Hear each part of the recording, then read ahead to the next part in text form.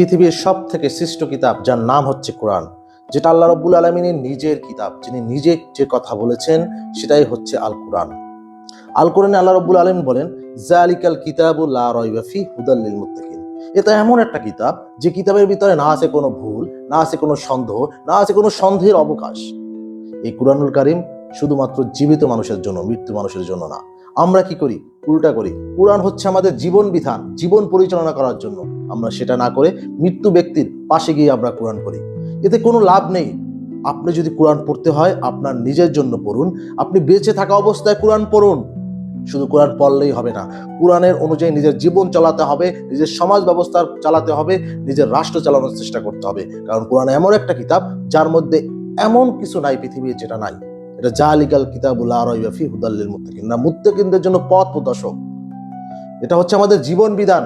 জীবন বিধান কি? আমাদের লাইফে কি খাবো, কি করব, কোথায় যাব, কি পড়বো, কতটুক সময় আমি বাইরে থাকবো, সবকিছু, কতটা সময় আমি ঘরে থাকবো, কি করব, এটার ভিতরে কি নাই? এটার ভিতরে সমাজ ব্যবস্থা আছে, বিজ্ঞান আছে, এটার ভিতরে আপনার ইতিহাস আছে, সবকিছু আছে। আপনি যদি একজন ইতিহাসবিদ হন, যখন আপনি কোরআন পড়বেন আপনার কাছে মনে হবে পৃথিবীর শ্রেষ্ঠ ইতিহাসের কিতাব হচ্ছে কোরআন।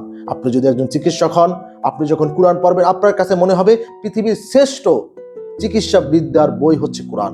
আপনি যদি একজন বিজ্ঞানী হন, আপনি যখন কোরআন পড়বেন আপনার কাছে মনে হবে পৃথিবীর সব থেকে বড় অলৌকিক বিজ্ঞানিক বই হচ্ছে কোরআন।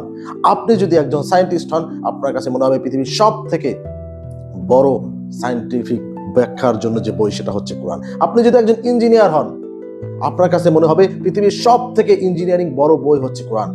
এই কোরআনে এমন কি নাই? আপনি একটা বলেন যে কোরআনে এমন কি নাই?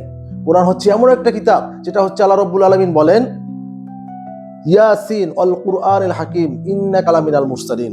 ইয়াসিন অল কুরআনিল হাকিম, এটা হচ্ছে বিজ্ঞানময় কোরআন। আল্লাহ রাব্বুল আলামিন এটাকে বলছে বিজ্ঞানময় কোরআন। বিজ্ঞানময় মানে কি? প্রতিনিয়ত আমাদের সময় অনুযায়ী কোরআন চেঞ্জ হবে। কোরআন কখনো ব্যাকডেট হয় না। কোরআন কখনো ব্যাকডেট হয় না। সময়ের সাথে সাথে কোরআন আপনার সঠিক অবস্থানে থাকে।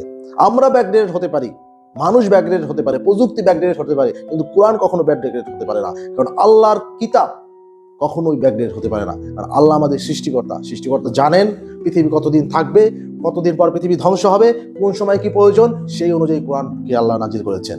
কোরআন সেই 1400 বছর আগে যেভাবে নতুন ছিল, এখনো সেই একই রকমের নতুন, এবং 1000 বছর পরেও সেই একই রকম থাকবে।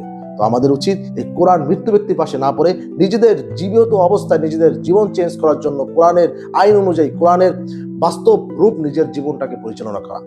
আল্লাহ হাফেজ।